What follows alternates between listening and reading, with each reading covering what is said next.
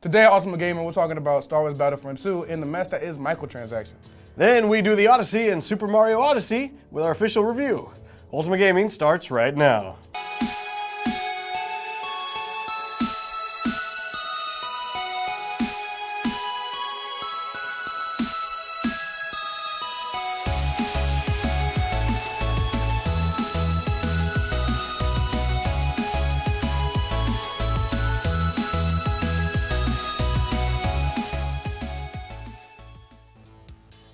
Greetings and welcome to Ultima Gaming. On today's episode, we're talking about the mess that EA's gotten themselves into with Star Wars Battlefront II. Have you heard about this one? No, I have not. What's up? So microtransactions have always been a terrible thing in gaming, right? Yeah, they're Everyone killing the hates industry, it. right? So gamers pushed back against EA to the point that they caved and have removed microtransactions completely from Star Wars Battlefront II for the time being. Good?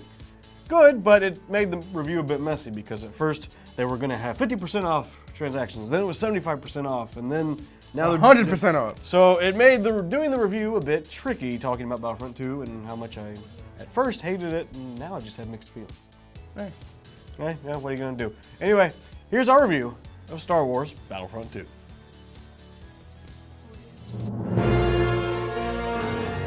How do you review a game that was the center of large controversy and published by one of the most hated publishers in the game industry? It's a bit difficult, but I'll try my best. After all, nobody hates Star Wars more than Star Wars fans, which I still don't get. Star Wars Battlefront 2, in essence, is actually a great game. It improves upon its predecessor in multiple ways. From a variety of weapons and characters to choose from, and incredible, gorgeous levels to explore, the game seems to be built pretty well. The controls are all fluid and sound design's incredible as well. Even the single-player campaign within its own unique story is well written by former IGN editor Mitch Dyer. So, in a game with good story, great gameplay, and fun and vivid environments, what could be so terrible? The entire game was built to revolve around the concept of microtransactions. Where most games reward the player for trying hard and putting in lots of time, Battlefront 2 only cares if you put in lots of money. The game doesn't try to reward players based on number of kills or number of hours. Instead, most every unlockable is stuck behind a paywall. Everyone loves Darth Vader, right? You want to play as Darth Vader? You can! But wait, you don't want to spend more money than the $60 you already spent on the game? No problem! Just put in a solid 40 hours first as characters you don't care about whatsoever, and then you can play as Darth Vader. And I know what you're thinking. Okay, I don't have to play as Darth Vader. I'll just enjoy playing as others on my own time. It's no big deal. However, all abilities, leveling up your classes, and general upgrading is funneled through a randomized loot box system with expensive in-game credit costs.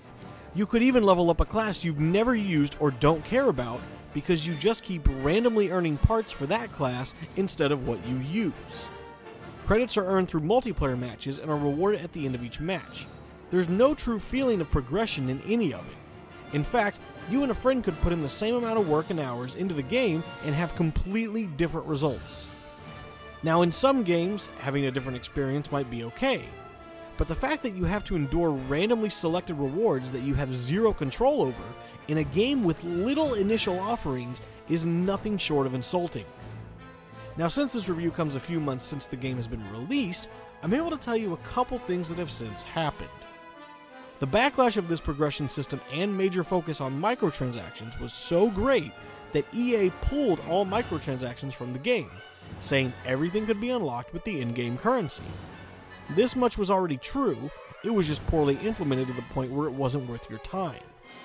The other thing to note is that EA stated the microtransaction pool was only temporary. They could return at any time, and trust me, they will.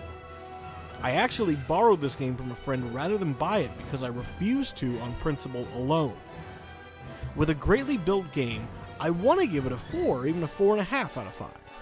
But the reality is, EA tried to scam us all once again, and this reviewer for one doesn't appreciate it at all. What could be great is mediocre at best, thanks to greed. A 2 out of 5.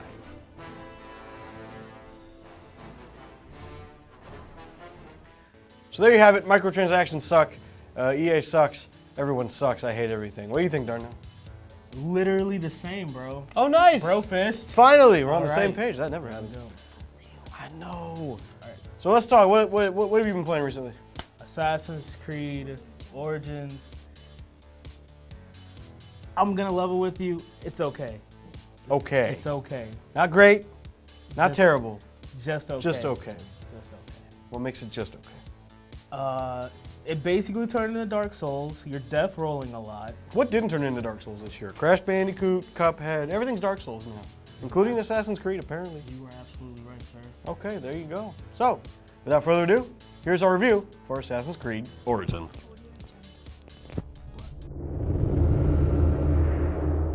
Assassin's Creed has always excelled at immersiness in the worlds it creates, and this time it takes us into the heart of ancient Egypt. If you're a historical junkie or a sucker for pretty visuals, then Assassin's Creed Origins is right up your alley. It's definitely the best looking game in the series so far, but for as beautiful of a presentation the game provides, it doesn't help but feel like more of the same. We meet our hero Bayek, who acts as a mage, essentially an all-around helping hand. You'll travel all across the sprawling open land helping anyone and everyone who needs aid. Climbing atop the highest vantage point and taking in the sights are as breathtaking as ever, but the endless quest and sidetracking is as monotonous as ever. Bayek will encounter various people with interesting problems, but the solutions to those problems are almost always the exact same. First, you travel to and investigate the scene with your eagle sense. Once you've interacted with everything, a new objective will appear. You steer Bayek towards the new waypoint and sneak into a base and either kill or save someone. Over and over you'll perform this same sequence of events, and depending on how much you balance main quests with side quests, will determine how quickly you get bored with it all. The main story seems broken and split between two parts, and it doesn't feel like they work together. The first portion of the game focuses on Bayek and his wife Aya as they deal with avenging the death of their son. Of course, it's something you'll only ever deal with when you charge through the main story, rather than trying to take everything slowly and at your own pace. It's only in the second half of the game where things start to pick up, with more plot and antagonists. But even then, after waiting so long and for such a great build-up, things feel rushed and over with before you know it, leading to a bit of an anticlimactic result. The combat in Origins seems a bit more refined than previous titles, even being more skill-based rather than just being somewhat close to an enemy and pressing the attack button. Now, it focuses more on one-on-one combat with attacking, dodging, and parrying. It's a nice upgrade from the older system and helps the game differentiate itself from previous titles. Unfortunately, most other mechanics feel like more of the same. Climbing is still a tedious process where you cross your fingers and only hope you go in the direction you pointed. The AI seems a bit odd when getting caught on stealth missions, sometimes randomly losing you or finding you at times when it doesn't make much sense. Because of this, fleeing from guards seems to have taken a strange step backwards. All in all, if you've continued to be a fan of the Assassin's Creed series, you'll love this title just as much as any other. The visual upgrades make for a stunning and beautiful environment to immerse yourself in, but the gameplay and plot just feel tedious and uninspired to this point. If Ubisoft can combine the visuals of Origins with the same amazing new experiences they would give us in previous titles, only then will we be truly impressed. A 3 out of 5.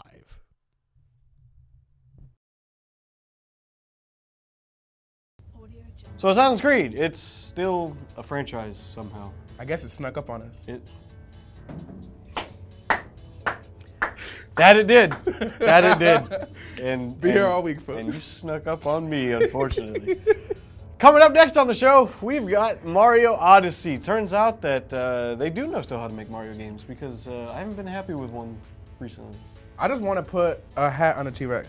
That's all I want to do. You can, and much more. Teach me all about it, man. I'll teach you all about it. Here's our review for Super Mario Odyssey for the Nintendo Switch. That was fucking By now, you probably don't need me to tell you that Mario Odyssey is incredible. But just in case you've been living under a rock, I'd be glad to tell you all about it.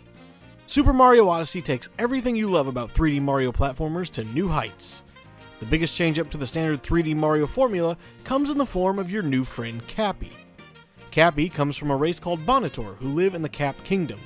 Bowser has kidnapped his sister and Princess Peach, because of course he has. So Mario and Cappy form an alliance to save Cappy's sister and Mario's girlfriend? Is that what they are? Who knows anymore. What makes Cappy so special is his ability to possess, or capture as Nintendo puts it, various creatures and objects. This works to Mario's advantage by letting him throw Cappy at enemies and take control of them in order to use their abilities as needed. For example, Mario can capture a Hammer Brother if he needs hammers to break through objects, or capture a frog if he needs to hop up to reach a high cliff. What's so incredible with the capture mechanic is the fact that every single one feels unique, and you don't rely on one enemy or object all the time. In addition, there's a huge variety of things to capture. As you travel from kingdom to kingdom in your airship called the Odyssey, you'll encounter all sorts of enemies unique to each area. Rather than collecting your standard power stars, you'll actually be collecting power moons, which power the Odyssey and allow you to travel farther as you chase Bowser. It can feel a bit overwhelming at times, as every kingdom has a ton of moons to collect, and keeping track of them all can get complicated as you find more and more. However, you hardly need to collect every single one to beat the game. But if you're a completionist, then Mario Odyssey has lots to offer post-game. In addition to all the moons, you'll also get a kick out of all the incredible costumes you can purchase for Mario, many of them being throwbacks to various outfits he's been seen wearing over the past 30 years. Each kingdom has a unique currency, and with it, you can purchase some of these outfits, as well as decorations for the Odyssey. You'll spend hours tracking every coin and moon, but the adventure never feels stale or slow. Cappy allows Mario to do some unique jumps and maneuvers, letting you jump extremely far to areas you initially think are unreachable. It takes some time to get the hang of these maneuvers, but once you master them, you'll feel unstoppable. Incredible gameplay is only complemented by a beautiful soundtrack. As soon as you land in the first kingdom, the joyful music makes you know what a grand journey you're about to embark on. Mario Odyssey is a love letter to the series and feels like a true successor to his first 3D adventure in Super Mario 64. If you want to Switch, but haven't picked up this game yet, you're only cheating yourself out of what I feel to be Mario's best adventure yet. A 5 out of 5.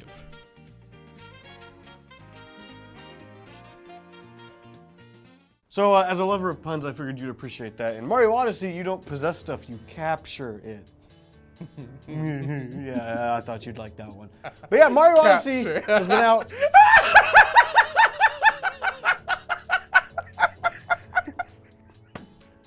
I put a lot of hours into it. It's really good. You should play it. Hey, thank you for watching Ultimate Gaming today. I want to thank Lucas for being on the show today, too. Oh, it's my pleasure. It's all my pleasure. He's really just a pride. Yeah. So, anyway, hey, thank y'all for watching Ultimate Gaming, and we'll see you next time. Hi, Mom. She doesn't watch this. She's going to. Cool. I'm going to tag her in it, Mom.